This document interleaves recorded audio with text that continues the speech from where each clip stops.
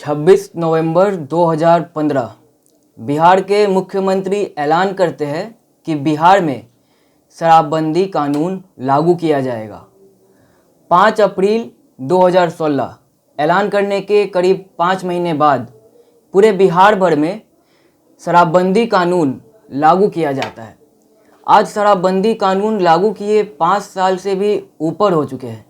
बीते 5 सालों में करीब 3 लाख लोगों की गिरफ्तारी हुई है शराबबंदी कानून के तहत। शराबबंदी कानून के तहत करीब 1.5 से 2 लाख लीटर शराब सीज किए गए हैं। शराबबंदी कानून ये कहता है कि अगर कोई भी व्यक्ति शराब बिक्री या उसके तस्करी में अवैध रूप से पाया जाता है तो उसकी गिरफ्तारी होगी और गिरफ्तारी 1 साल से 10 साल तक सज़ा सुनाई जाएगी। यह सज़ा बढ़ के जीवन भर कारावास भी उसको सुनाया जा सकता है। साथ ही साथ 1 से 10 लाख तक का जुर्माना भी उस पर लागू किया जाएगा। अब ऐसे में बीते 5 सालों से बिहार भर से कई तस्वीरें आई है जिसमें ये साफ देखा जा सकता है कि बिहार में अभी भी शराबबंदी लागू नहीं किया गया है। लागू किया गया है पर शराब धड़ल्ले से घर घर तक पहुंच रही है। बिल्कुल ऐसे मानिए कि जैसे ज़ोमैटो और स्विगी से आप कुछ फूड ऑर्डर कर रहे हैं, घर तक आपको शराब पहुंच जा रही है। इसी बीच एक घटना हुई गोपालगंज और बेतिया में। जहरीले शराब पीने के कारण करीब 2 दर्जन से भी अधिक लोगों की मृत्यु हुई है। अभी पोस्टमार्टम रिपोर्ट आई नहीं है, परंतु कथित तौर पर यह कहा जा रहा है कि उन सभी लोगों की मृत्यु जहरीली शराब पीने के कारण हुई। बिहार के मुख्यमंत्री कहते हैं कि बिहार में शराबबंदी काफ़ी कारगर साबित हुई है। चलिए मानते हैं मुख्यमंत्री का कहना सही हो सकता है, क्योंकि शराबबंदी कानून लागू करने के बाद सड़कों पर जो हुड़दंग होता था, 10 बजे के बाद कई लोग शराब पीकर रोड पर हुड़दंगी करते थे। त्योहार के समय में ये हुड़दंगी और बढ़ जाता था। साथ ही साथ एक और फ़ायदा हुआ है शराबबंदी कानून से कि महिला उत्पीड़न काफ़ी कम हो गया है। ख़ास तौर पर गरीब महिलाओं का जो उत्पीड़न होता था, जब उनके पति शराब पीते थे और गरीब महिलाओं के ऊपर उत्पीड़न करते थे, डोमेस्टिक वायलेंस जो बढ़ गया था, वो भी कम हुआ है। पर क्या बिहार में अभी भी शराबबंदी लागू करने के बाद यह कारगर साबित हुआ है? यह सवाल आज विपक्ष उठा रहा है। विपक्ष नेता प्रतिपक्ष तेजस्वी यादव लगातार सरकार पर हमलावर दिख रहे हैं। राजद ही नहीं बल्कि कांग्रेस व अन्य विपक्षी दलों के नेता इस मुद्दे को लेकर आज सरकार को घेरने में लगी है। ऐसे में बिहार के मुख्यमंत्री का बयान आता है। पिछले दिनों बिहार के मुख्यमंत्री बयान देते हैं कि जहरीले शराब अगर पीजिएगा तो चले जाइएगा।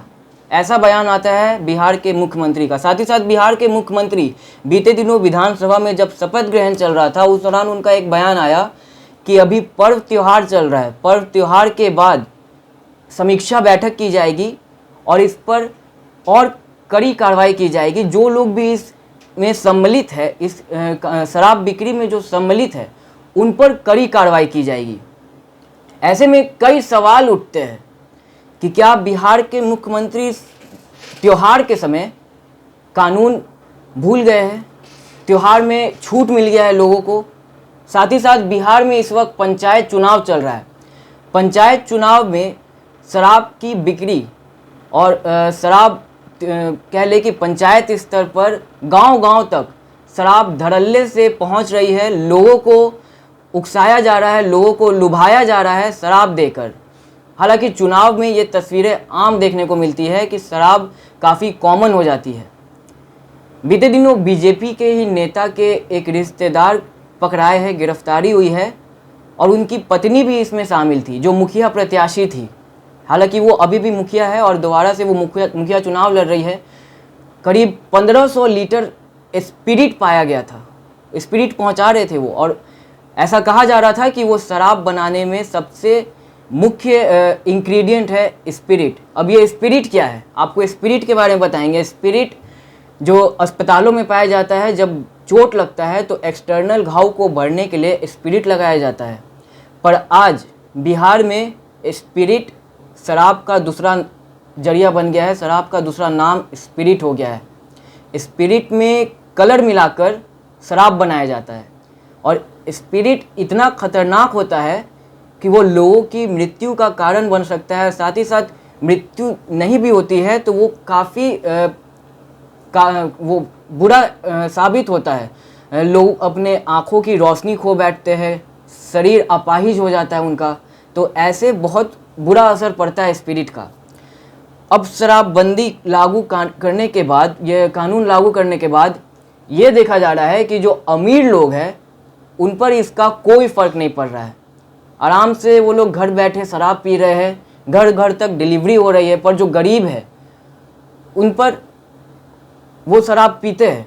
और ये सच है, और ये सत्ता पक्ष के नेता भी इसको मना नहीं कर सकते। वो भी इसे समझते हैं कि शराब खुले तौर पर बिक रही है। गरीबों को प्रशासन का बिल्कुल डर नहीं रहता है। कई बार तस्वीरें आती है कि गरीब लोगों में और प्रशासन में भिड़ंत हो जाती है।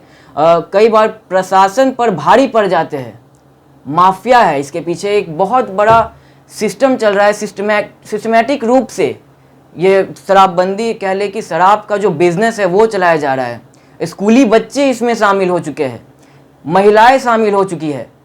जो कैरियर है, जो मतलब शराब की डिलीवरी करते हैं, उसमें महिलाएं काफ़ी अहम भूमिका में देखी जा सकती है। अब महिला जब बैग पैक लेकर निकलती है तो जब चौक चौराहा पर चेकिंग होती है तो उनकी चेकिंग अच्छे से नहीं हो पाती है, क्योंकि वहाँ पे महिला कांस्टेबल नहीं रहती है। तो महिला आराम से जाती है, शराब की डिलीवरी करती है। एक दिन में 1000 रुपये का उसको प्रॉफिट होता है। जो पेडलर है उनको 2000 का प्रॉफिट होता है। और जो मेन इंसान इसके पीछे शामिल है, कह ले कि जो माफिया है, उनका प्रॉफिट तो अलग ही होता है। साथ ही साथ ये देखा जाता है कि जब गरीब पकड़ाते हैं तो कोई खबर नहीं बनती। जब गरीबों की गिरफ्तारी होती है तो खबर नहीं बनती। प्रशासन पकड़ते भी है उन लोगों को तो ये देखा जाता है कि कागजी कार्रवाई नहीं होती उन लोगों पर, पैसे लिए जाते हैं। प्रशासन की कमाई शराबबंदी के दौरान, कह ले कि कुछ 100 प्रशासन करीब 1000 करोड़ कमा चुके हैं। और ये गिनती ऐसी है कि कोई इसका अनुमान भी नहीं लगा सकता है कि प्रशासन कितने पैसे कमाए हैं शराबबंदी लागू करने के बाद। बिहार सरकार को इससे क्या हानि पहुंची है, ये भी हम आपको बताएंगे। आपको बता दें कि शराब जब चलता था, जब शराबबंदी लागू नहीं किए गए थे, उस वक्त इसके टैक्स से, इसके रेवेन्यू से बिहार सरकार को काफ़ी फ़ायदा पहुंचता था। करीब 1.5 लाख करोड़ रेवेन्यू जनरेट होता था शराब के टैक्स के कारण। साथ ही साथ बिहार के जो बॉर्डर एरिया है, कह ले कि आप कोडरमा देख लीजिए, बंगाल के बॉर्डर देख लीजिए, वो एरिया अब डेवलप हो चुके हैं। क्योंकि लोग जो कह ले कि हायर मिडिल क्लास या फिर अमीर लोग हैं, जब वो पीने की ललक लगता है उन लोगों को, तो वो बिहार के बॉर्डर चल जाते हैं। और उन एरिया में अगर आप जाइएगा तो वहाँ देखिएगा कि काफ़ी उन एरिया में तरक्की हो चुका है। बड़े बड़े होटल्स खुले हैं और ख़ास तौर पर पीने की व्यवस्था वहाँ पर काफ़ी अच्छी रहती है। ऐसे में शराब की अवैध तस्करी जब होती है तो बिहार के बॉर्डर पर कहने को तो वहाँ पर प्रशासन काफ़ी मुस्तैद रहती है, पर क्या कारण रहता है कि शराब बिहार में आ जाता है, घर घर तक पहुँच जाता है। जायज़ सी बात है कि प्रशासन इसमें सम्मिलित है, औपचारिक रूप से जितने अधिकारी है वो सम्मिलित है। अब ऐसे में अगर कोई चोरी छुपे शराब पीते हैं और उनकी तबीयत खराब हो जाती है तो वो अस्पताल जाने से डरते हैं। और यही तस्वीर गोपालगंज से देखने को मिली। कई लोग की तबीयत खराब हो गई पर वो अस्पताल नहीं गए, इस डर से कि कहीं अस्पताल में प्रशासन अगर आ गए तो क्या जवाब देंगे, क्योंकि अस्पताल वाले भी इलाज करने से मना कर देते हैं। ये भी एक सवाल खड़ा उठता है, अस्पताल वाले उन लोगों की इलाज करने से मना कर देते हैं। प्रशासन उन लोगों पर कार्रवाई करती है जिस डर से लोग अस्पताल जाने से भी डरते हैं। हालांकि अब ये ऐलान किया जा रहा है, गोपालगंज और बेतिया में आधिकारिक वहाँ पे ऐलान किया गया है कि अगर आपकी तबीयत खराब है तो आप जाकर इलाज करवाएं। पर अभी भी कहा जा रहा है कि 50 से भी अधिक लोग हैं जो इलाज कराने नहीं जा रहे हैं। उन्हें अभी भी डर है कि सरकार उन्हें पकड़ लेगी, प्रशासन के द्वारा कुछ कार्रवाई की जाएगी। ऐसे में बिहार के मुख्यमंत्री लगातार बयान दे रहे हैं कि बिहार में शराबबंदी काफ़ी कारगर साबित हुआ है। अब एक खबर ये भी आ रही है कि गोपालगंज और बेतिया में जो लोगों की मृत्यु हुई है, लगभग उनमें जितने लोग थे वो गरीब तबके से थे, लोअर क्लास में फैमिली से ताल्लुक़ रखते थे। उनमें से दो परिवार का हमारे पास खबर आया है। एक उनमें मजदूर था और 5 लोगों की परिवार थी उनकी, और 5 लोगों में वो एकमात्र ऐसा इंसान था जो पालन पोषण करता था अपने परिवार का। 4 बेटियां हैं उनकी, एक बेटी की शादी होने वाली है 5 महीने बाद। अब उनकी बीवी जो कुछ नहीं करती है और 4 बेटी है, एक बेटी की शादी होने वाली है। अब बहुत बड़ा कह ले कि पहाड़ टूट पड़ा है उन लोगों पर, क्योंकि शराब के कारण, कह ले कि जहरीले शराब के कारण जिन लोगों की मृत्यु होती है उन्हें कोई मुआवजा नहीं दिया जाता। साथ ही साथ कार्रवाई भी की जाती है। कार्रवाई क्या की जाती है ये भी आपको बताएंगे। अब गोपालगंज से ही एक खबर आई है कि एक राजमिस्त्री की मृत्यु हो गई जहरीली शराब पीने के कारण। बताया जा रहा है कि 11 लोगों का परिवार था उनका, और 11 लोग में मात्र एक वही इंसान था जो अपने परिवार का पालन पोषण करता था। अब ऐसे में उस इंसान के नहीं रहने के कारण उसके परिवार वाले पर भी बहुत बड़ा पहाड़ टूट पड़ा है। साथ ही साथ प्रशासन ने कार्रवाई की है और उसके घर को सीज कर दिया गया है। जी हाँ, सही सुने आपको, उसके घर को सीज कर दिया गया है। 11 लोगों का परिवार था। अब जितने परिवार वाले हैं अब सड़कों पर आ चुके हैं। घर भी नहीं रहा उनके पास, छत भी नहीं है उनके पास। अब कोई मुआवजा भी नहीं मिल रहा है उन्हें, और ना ही सरकार कोई मदद पहुंचा रही है। दरअसल प्रशासन को शक था कि उस राजमिस्त्री के घर में शराब की स्टॉक की गई थी, शराब वहां पर बनाया जा रहा था, जहरीले शराब की स्टॉकिंग की गई थी, जिस कारण उस राजमिस्त्री के घर को सीज कर दिया गया है। अब बिहार के मुख्यमंत्री कह रहे हैं कि शराबबंदी कारगर है। फिर से हम कह रहे हैं कि बिहार के मुख्यमंत्री कहते हैं कि शराबबंदी कारगर है, पर जो अवेयरनेस प्रोग्राम चलाया जाता है, कह ले कि जागरूकता अभियान चलाया जा रहा है, वो पूर्ण रूप से लागू नहीं हो रहा है, वो पूर्ण रूप से लोगों तक पहुंच नहीं पा रहा है। आंकड़े की बात करेंगे तो शराबबंदी कानून लागू करने के बाद शहरी इलाके में जो महिलाएं हैं, अगर पकड़ाते हैं तो शहरी इलाके में 5% महिलाएं पाई जाती है जो शराब सेवन करती है। और वही अगर गांव के इलाके की बात करेंगे, ग्रामीण इलाके की बात करेंगे, तो 1000% महिलाएं शराब पीने में और शराब की तस्करी में पाया जाता है, जो काफ़ी अधिक मात्रा है, काफ़ी अधिक संख्या है शराबबंदी कानून लागू करने के बाद। ऐसे में कई सवाल खड़े उठते हैं। कहने को तो सरकार कार्रवाई करती है, पर किन लोगों पर? उन लोगों पर जो लोअर लेवल के ऑफिसर है, जो हवलदार है, जो पेडलर होते हैं, जो लोअर लेवल के पेडलर होते हैं, जो चौक चौराहों पर डिलीवरी करते हैं, उन लोगों की गिरफ्तारी होती है। पर जो माफिया है, जो बड़े माफिया है, कह ले कि कई पॉलिटिकल आदमी भी इसमें शामिल है, और खबरें आई है ऐसी कि कई पॉलिटिकल आदमी इसमें सम्मिलित है, और उन लोगों की गिरफ्तारी नहीं होती। अगर गिरफ्तारी होती भी है तो कुछ ही दिनों में उन्हें बेल भी मिल जाता है। अब फिर से आपको बताना चाहेंगे, इस वीडियो की शुरुआत में हमने कहा था कि 3 लाख से भी अधिक लोगों की गिरफ्तारी हुई है। पर जो बिहार में कैदियों को रखने की जो व्यवस्था है, कह ले कि कैदियों के रखने की संख्या जो बिहार के जेलों की है, वो करीब 13 से 17 हज़ार कैदी ही बिहार के जेलों में रख सकते हैं। ऐसे में इतने बड़े संख्या में जब लोग पाए जाते हैं, जुर्माना जिस पर लगाया जाता है, कार्रवाई की जाती है, उन लोगों को रखने की व्यवस्था कहीं नहीं है। अब क्या उन लोगों को अंडमान निकोबार भेज दिया जाए, उन लोगों को हाउस अरेस्ट किया जाए?